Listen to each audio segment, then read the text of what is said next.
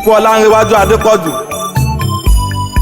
erin lọ ní gbogbo pàkẹ́sẹ̀ fínáfíná ti lọ lágbẹ̀dẹ àmọ̀bí akẹgbẹ̀rú káwá rọ́kọ́ káwá dádì yọnu.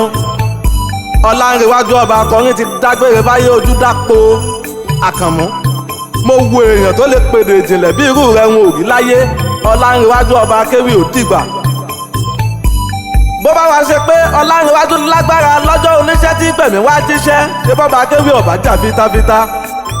bóníṣẹ́ ikú bá ṣẹni tí gbẹran tí gbowó ó ṣeé ṣe kí Olanrewaju ó mọ̀ gbáyé lọ́kàn rí kése.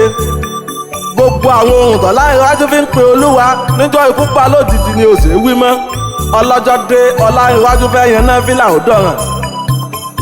Olanrewaju Adepoju Àkànmú ti lọ. gbogbo àwọn ìwà àbàjẹ́ tí wọ́n bá ń gbáyé ṣe lẹ́yìn rẹ̀ ọ̀kàn ọmọ òkúkú ti fi sẹ̀mí rẹ̀ tún lé ayé ṣe. afẹ́fẹ́ ayérayé ti fẹ́ náà Olanrewaju Adepoju pa kò lè jó mọ́ láéláé. akéwì gba iye àmọ̀bí. mo mọ̀ pé ikú tó polówó tó pa tálíkà ni ó sì pa gbogbo bọ̀rọ̀ kìnnì bọ́jọ́ bá pé. ṣùgbọ́n òun ò mọ̀ pé ikú tí ó pa Olanrewaju Adepoju ò ní là fúra lọ. máa gbọ́rùn sọ̀rọ̀ rẹ̀ Àkànmú. ṣé pé bọ́jọ́ ikú bá pé ọgbọ́n ò ní jẹ́ fọ́lọ́gbọ́n mọ́.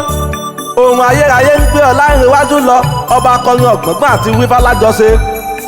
ó ti di pé ó ti di bẹ́ẹ̀ ní ìjọ ni ó ti dàrìnà kò ìpàdé dojú àlá. Olanrewaju ti dágbére fáyé ó tún ti di bẹ́ẹ̀ èèyàn jẹ́ èèyàn. ó dá gbogbo àwọn akéwì gbogbo àwọn pèdèpèdè tẹ́ fi ń wé Olanrewaju Adepoju gandà kí wọ́n wá lójú táyé.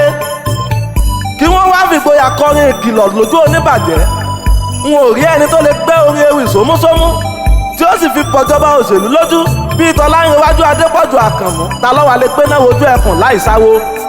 gbogbo àwọn ewì ìjìnlẹ̀ tó gbélé ayé kọ ní ó mọ sátọ́nà yóò sì mọ kìlọ̀ wà àbàjẹ́ fáráyé. ikú Olanrewaju ń ṣe gbogbo ọlọ́pọlọ èèyàn ní káyà. ṣé pé jẹ́ ń dágbére fáyà lé mi oṣù bọ́jọ́ ikú bá pé. Àkànmú Olanrewaju ti jẹ́ gbogbo sẹ́tí Elédùmarè ní kó wá jẹ́ fáráyé tán lọ́ba fọwọ́ òkun délẹ̀ ní gbogbo aráyé bá ń pẹ́ ní eré lọ. apèdè ìwúrí sétí Olanrewaju títí tí akí Àkànmú bíi kó dìde kò jí mọ́. Olanrewaju ti lọ fàbọ̀ fẹ́ Elédùmarè. bá a kúkú sunkún dọ̀la kò jí Olanrewaju.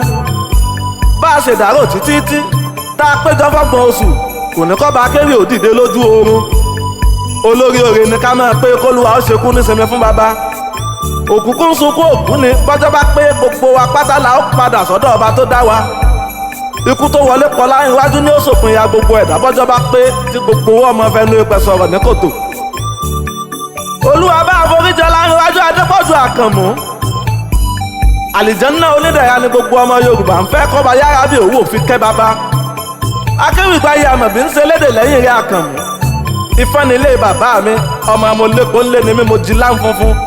òròlú ni mí mo níyọ̀ mọ́ jàtẹ́ mo lẹ́ni ńlẹ̀ mo sùn lẹ́ẹ̀kan mo rìn òhòrè balùwẹ̀ láàrè.